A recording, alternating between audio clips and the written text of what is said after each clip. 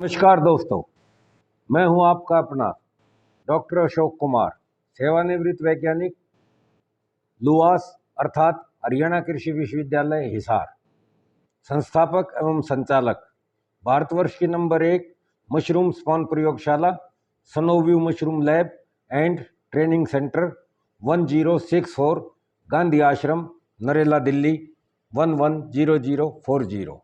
मेरा phone number है 9812019128। जी हाँ, अंग्रेजी में 9812019128।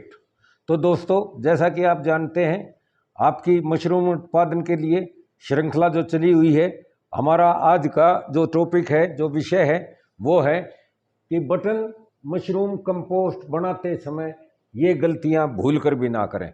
जी हाँ, मैंने आपको इससे पहले एक वीडियो और भी बना के डाला था कि जिसमें मशरूम कंपोस्ट बनाते समय सावधानियां बताई थी, सावधानियां बरतने के लिए कि कौन कौन सी सावधानियां बरतनी है। उसमें वो पूरी बातें नहीं आई, इसलिए ये एक तरह से उसका दूसरा भाग है। या ये गलतियां अगर आपने कर दी जो अब इस वीडियो में मैं आपको बताने जा रहा हूं, तो आप ये समझो कि आपका बहुत भारी नुकसान हो जाएगा। तो दोस्तों, कौन कौन सी गलतियां हैं? सबसे पहले, आप जब अपना बटन मशरूम का कंपोस्ट भिगोओगे, हालांकि वैसे तो ये सभी मशरूम कंपोस्टों के बारे में लागू होता है, लेकिन यहाँ हम जिक्र रखेंगे आपका बटन मशरूम कंपोस्ट का। तो दोस्तों, जैसे ही आप अगर इसको गीला सूखा भिगोएंगे, आप इसको गीला सूखा कभी भी ना भिगोएं। अगर आपने कम भिगो दिया, गीला सूखा रख दिया, तो आप उसमें कितनी भी पलटियां मार लेना, आपको उसमें से अमोनिया नहीं निकलेगी। वरना आपकी जो कंपोस्ट है वो अगर सही भिगो रखा है, सही भिगोने की पहचान आपको मैं बता दूं, ठीक ऐसे ही जैसे आप अपने गाय भैंस बैल वगैरह की चारा करते हो या सानी करते हो, तो उसमें जितना भूसे में पानी मिलाते हो और जिस तरह से उसको रखते हो, इस तरह का वो रखना चाहिए। उसमें भी आपने देखा होगा, अगर आप उसको ज़्यादा भिगो देंगे पशु के चारे को, तो उसमें भी कीड़े पैदा हो जाते हैं और वो पशु को बीमारी फैलाते हैं। तो इसमें भी आप ये ध्यान रखना कि गीला सूखा ना भिगोएं। और अगर आपने ज़्यादा पानी डाल दिया, ज़्यादा भिगो दिया, तो आप देखोगे कि उसके जो न्यूट्रिएंट्स हैं, जो पोषक तत्व हैं भूसे के, वो निकल के बह जाएंगे और आपका जो पैदावार है उसके ऊपर सीधा असर डलेगा। दूसरी चीज़, अगर आपने उसमें पानी कम रखा और सही से नहीं भिगोया, तो आप देखते होगे कई बार, या पलटियाँ ठीक टाइम पर नहीं लगाई हैं, तो आप देखते होगे कि आपकी ढेरी में भी जो है ना आपकी जंगली मशरूम, जिन्हें हम इंकी कैप बोलते हैं, वो निकलनी शुरू हो जाती हैं। तो अगर आप इसमें कम पानी रखोगे और आपने ऐसे ही बो दिया, तो पहली चीज़ है कि उसमें आपका इंकी कैप भी निकलने का पूरी संभावना है। और उसकी अमोनिया आप किसी भी कीमत पे, चाहे आप उसमें 15 पलटी मार लेना, 20 मार लेना, ये मेरा अपना व्यक्तिगत अनुभव भी रहा है कि अगर किसी टाइम एक आधा लॉट इस तरह का हो जाता था, क्योंकि मैं 50 शेड लगाता था, तो एक आधा लॉट जब कभी इस तरह का हो जाता, पीछे से लेबर इसमें गड़बड़ कर देती थी, तो उसमें हम कितनी भी पलटियां लगा देते थे, उसमें से अमोनिया नहीं निकल पाती थी। तो दोस्तों, शुरू में ही आप इसको सही भिगोएं, तभी आपका अच्छा कंपोस्ट बनेगा। तो ये गलती भूल के भी मत कर लेना। दूसरी चीज़, अधिक पानी से भिगोने से आपकी जो है कंपोस्ट जो है वो आपकी सड़ेगी।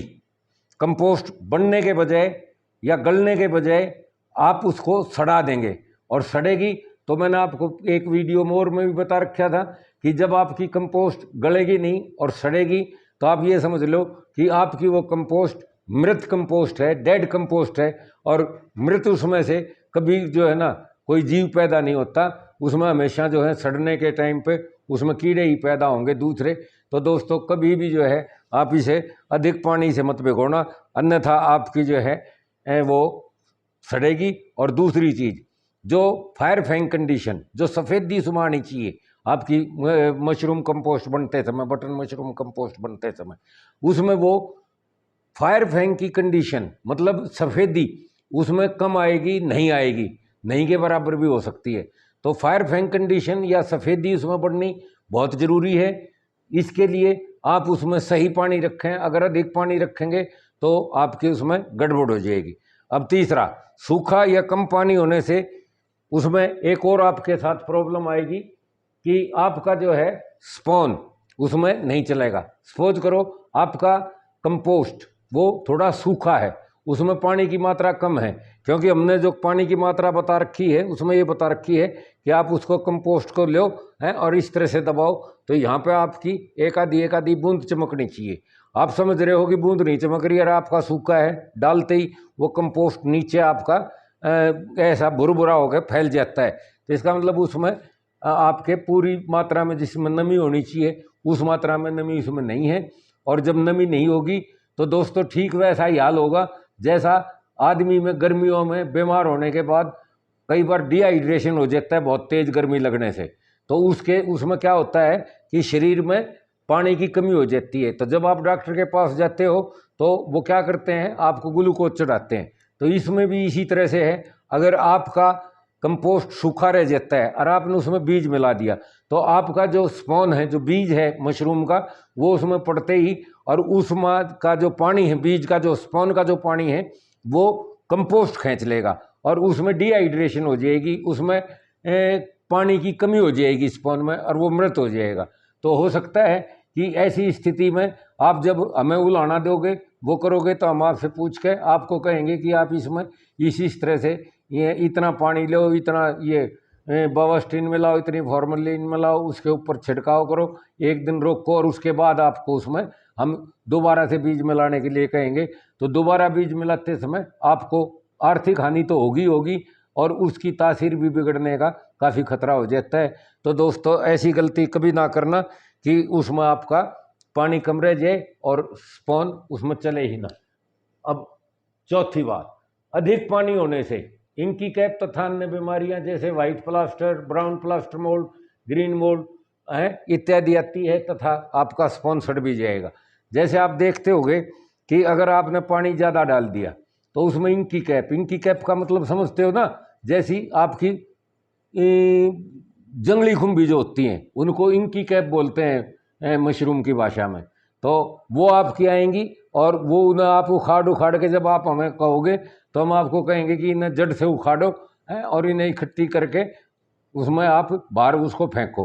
तो आप उन्हें उखाड़ते थक जाओगे और जो उखड़ेंगी तो वो काफ़ी हद तक उसमें से उसका पोषण खींच लेंगी। तो ऐसा हालत में आप देखोगे कि आपकी पैदावार तो आ जाएगी अगर आपने सारी उखाड़ ली और उसको जो है दोबारा भी हो सकता है आपको दोबारा भी स्पॉन डालना पड़ जाए या वो स्पॉन चल जाए और फिर आप जब उसके पैदावार आएगी तो आप देखोगे कि उसमें पैदावार और बार से कुछ ना कुछ कम मात्रा में आएगी। तो दोस्तों कभी भी अधिक पानी मत करना, एक तो ये उसमें हो जाएगा। दूसरा क्या है कि पानी अधिक है तो आपका स्पॉन आपने डाला, ये उसमें गिरते ही पड़ते ही जैसे ही आप बिजाई करोगे तो वो स्पॉन आपका गल सड़ जाएगा और सड़ा हुआ कंपोस्ट अगर उसमें आपका पानी ज़्यादा है और उसमें आपका स्पॉन सड़ गया है तो मान के चलो कि वो डेड हो गया है और वो नहीं चलेगा। ऐसी अवस्था में भी आपको दोबारा से उसमें स्पॉन डालना पड़ेगा और उसको पहले उसमें पानी की मात्रा भी कम करनी पड़ेगी, उसमें हाथ वगैरह निकालने के बाद तभी आप उसमें स्पॉन डालेंगे। लेकिन अधिकतर क्या होता है जब स्पॉन नहीं चलता है या इस तरह की गड़बड़ करते हो तो आमतौर पे 100 में से 90, 95, 99% तक कहूँगा कि जो किसान भाई हैं हमारे वो हमें ही दोष देते हैं, क्योंकि स्पॉन बेचने वाला या स्पॉन देने वाला की तो हालत ये होती है जैसे वो उसकी बीवी है, तो उसके ऊपर वो तान तोड़ते हैं, उसके ऊपर वो गलत वो करते हैं और उस समय समझने के लिए तैयार नहीं होते। तो दोस्तों यहाँ मैं आपको बता दूं कि इस तरह की गलती आप मत करना। अगर गलती करोगे तो इसका खामियाजा आपको ही भुगतना पड़ेगा। और मान के चलिए कि मैं तो कम से कम नहीं दूंगा, नहीं तो कोई भी स्पॉन वाला आपको दोबारा से मुफ्त में स्पॉन देने नहीं जा रहा है। तो इस तरह की गलती से आप बचो और हमेशा जो है ना इसका ध्यान रखो। तो ये 4 मोटी मोटी गलतियां मैंने आपको बता दी थी और इसमें जो बीमारियां आएंगी ना ज़्यादा पानी होने की वजह से, और थोड़ा अभी आपने अगर उसमें भभकी बना दी कमरे में जिसमें आपने मशरूम बो रखी है तो उसमें जो है आपकी न केवल इंकी कैप आएंगी, आपका स्पॉन सड़ेगा, वरन आपका जो है उसमें जो बीमारी आएंगी वो बीमारी आएगी आपकी white plaster mould, brown plaster mould, green mould इत्यादि। इस तरह की ये सभी मोल्ड्स जो होंगे वो आपके उसमें सारा नृत्य दिखाएंगे और वहीं उछल कूद करेंगे और वहीं कूदेंगे। तो दोस्तों मैं आपको एक बार फिर कह दूं कि आप हमेशा जब भी आपको कोई भी कंपोस्ट बनाओ मशरूम के लिए तो उसमें उसके बताए अनुसार ही पानी की मात्रा रखें, ना अधिक सुखाएं, ना सूखा हो, ना बहुत ज़्यादा पानी हो, ना ज़्यादा गीला हो, ना उसमें पानी वो। तो दोस्तों इस वीडियो को अब मैं यहीं पे विराम देता हूं। आशा है आप इसको अच्छी तरह से समझ गए होंगे। आप इस वीडियो को मेरे कहने से एक बार फिर देखना, कम से कम 2 बार देखो और आप इसको आत्मसात करो और हमारे वीडियो को इसको सब्सक्राइब कीजिए तथा अपने दूसरे साथियों को भी भेजिए और इसका बेल आइकन वगैरह दबाइए जिससे वीडियो ज़्यादा से ज़्यादा आदमियों में प्रचारित हो। और देखिए अब की बार भूसा वगैरह बहुत महंगा है, तो आप इस तरह की कोई भी रिस्क और कोई भी गलती इस तरह का ना करें। साथ ही एक और बता दूं कि अगर कंपोस्ट जैसे अब की बार महंगा बन रहा है, आपका भूसे की कीमत बहुत है, तो मैंने आपको एक वीडियो और भी बना के डाल रखा है कि मशरूम के और कौन कौन से कृषि अवशेष हैं। आप उस वीडियो को देख लें, उसको उनके जो अवशेष मैंने बता रखे हैं कृषि अवशेष, उनको भी आप मिला सकते हैं 30-40% से तक लेके। कईयों में जो है ना आप बुराल वगैरह सारी ले सकते हैं। और उसमें ये ध्यान रखना कि जब भी आप अगर आप 2 किस्म के अवशेष कृषि अवशेष आपस में मिलाओ तो आप उनको अलग अलग भिगोना, कभी भी दोनों को पहले मिला के इकट्ठे मत भिगो लेना, क्योंकि भूसे की जो पानी सोखने की शक्ति है, चूषण शक्ति है, वो अलग है। आप अगर उसमें आप पुराल भिगोगे उसकी धान की, तो उसकी पानी पीने की शक्ति दूसरी है। अगर आपने उसमें गन्ने की खोई मिलाई है तो उसकी अलग शक्ति है।